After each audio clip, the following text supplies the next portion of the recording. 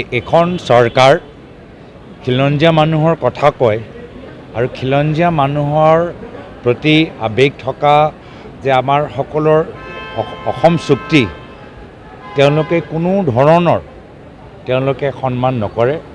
অমিত শ্বাহ ডাঙৰীয়া আহি গ'ল, 6 নং দফাৰ সুৰক্ষা প্ৰদান কৰিব নোৱাৰিলে আৰু এতিয়া তেওঁলোকে এনেধৰণৰ এটা অৰ্ডাৰ ওলায়, যি অৰ্ডাৰ লৈ তেওঁলোকে অলপ দিন আগতে আমাৰ যেতিয়া পাৰ্লিমেণ্ট হ'ল তাততো কোনো আলোচনা নহ'ল।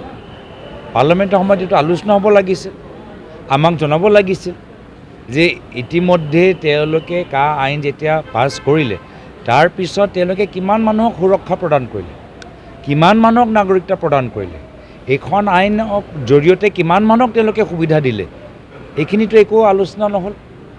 আজিও আমি দেখা পাইছোঁ যে সুপ্ৰিম কোৰ্টত যি ধৰণৰ কেছবোৰ হ'ব লাগে, তো সেইকাৰণে এই ক্ষেত্ৰত তেওঁলোকে মাত্ৰ নিজৰ ৰাজনৈতিক চিন্তাধাৰা নিৰ্বাচন কাষ চাপিছে, নিৰ্বাচন লৈ নিজৰ বিফলতা লুকাবলৈ চেষ্টা কৰিছে, কিন্তু এই সময়ত কোনো তেওঁলোকক সমৰ্থন নকৰে। আনকৈ আমাৰ অসমৰ বঙালী মানুহবোৰে আজি তেওঁলোকে কৈছে যে নিজৰ চিনাকি বাংলাদেশী হিচাপে কিয় দিব, তেওঁলোকে ভাৰতীয় নাগৰিক। আজি ইমান দিনৰ পৰা তেওঁলোকৰ পূৰ্বপুৰুষসকল ইয়াতে আছে, এতিয়া কিয় তেওঁলোকে নিজকে বাংলাদেশী প্ৰমাণ দিব? তো সেইকাৰণে এই ধৰণৰ ৰাজনীতি মাত্ৰ বিভাজন সৃষ্টি কৰা, কোনো সমস্যা সমাধান কৰিব নিবিচাৰে আৰু সেইকাৰণে ৰাইজে আগন্তুক দিনত বিজেপি দলটোক ক্ষমতাৰ পৰা বিদায় দিব। আমি সেইকাৰণে আলোচনা হোৱাটো বিচাৰিছোঁ যে যি আইন লৈ তেওঁলোকে গোটেই অসম চুক্তিৰ আত্মা নস্যাৎ কৰিলে, সেই আইনৰ আজি কিমান সুবিধা দিব পাৰিলে, সেই আইনৰ কিমান প্ৰয়োজন আছে, নে আইন মাত্ৰ এটা নিৰ্বাচনী চমক, এই আইন মাত্ৰ এটা জুমলা?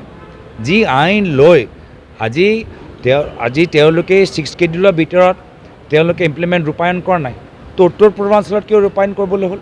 যি অসমৰ ভিতৰত আমাৰ শ্বহীদ 5জন শ্বহীদ হ'ল, শ্যাম ষ্টেফৰ্ড, ঈশ্বৰ নাইক, দীপাঞ্জল আমাৰ পাংগিং, তাৰ পিছতো আজি তেওঁলোকে জোৰ জবৰণ কৰি তেওঁলোকৰ অহংকাৰী তেওঁলোকৰ আচৰণ ব্যৱহাৰ আৰু অসমীয়া মানুহৰ প্ৰতি যে তেওঁলোকৰ কোনো সন্মান তেওঁলোকে নকৰে, সেইটোৱে তেওঁলোকে বাৰম্বাৰ প্ৰমাণ দিছে। আমাৰ দলৰ ভিতৰত আমাৰ চৰ্চা চলি আছে যে আমি বুথ কমিটিবোৰ আগন্তুক দিনত আমি কেনেদৰে আৰু শক্তিশালী কৰিব লাগে। আজিৰ তাৰিখত আমাৰ সন্মুখত মূল আমাৰ কৰ্তব্য হ'ল যে বিজেপি দলৰ বুথ চুৰিটো আমি ৰুদ্ধ কৰিব লাগিব। এই বুথ চুৰিৰ কাৰণে আজি বৰ্তমান বিজেপি দল ইমান অহংকাৰী হৈ গৈছে যে তেওঁলোকে অসম বিৰোধী কামবোৰ কৰি আছে, দুখীয়া বিৰোধী কামবোৰ কৰি আছে। যদি আমি বুথ চুৰিটো ৰুদ্ধ কৰিব নোৱাৰোঁ, BLA যোগেদি, বুথ কমিটি গঠন যোগেদি, ৰাইজৰ মাজত সজাগতা সৃষ্টি যোগেদি, তেতিয়াহ'লে আমি আগন্তুক দিনত বিজেপিক আমি বিদায় দিব নোৱাৰিম। তো আজিৰ তাৰিখত মূল আমাৰ উদ্দেশ্যটো হ'ল যে আমি বুথ কমিটি আৰু যোগেদি বিজেপি দলৰ বুথ চুৰিটো ৰুদ্ধ কৰা। সেইখিনি কথা তেওঁলোকেহে জানিব, কিন্তু আমাৰ কথা স্পষ্ট যে ৰাহুল গান্ধী ডাঙৰীয়া অলপ দিন আগতে খুব সুন্দৰ বুথ অধিকাৰ যাত্ৰা বিহাৰত সামৰিলে। আমি আশা কৰোঁ যে বিহাৰৰ পিছত ৰাহুল গান্ধী ডাঙৰীয়া অসমত আহি এনেধৰণৰ এটা যাত্ৰা অসমৰ মানুহৰ মাজত এটা আৰম্ভ কৰিলে মানুহে আৰু সাহস পাব।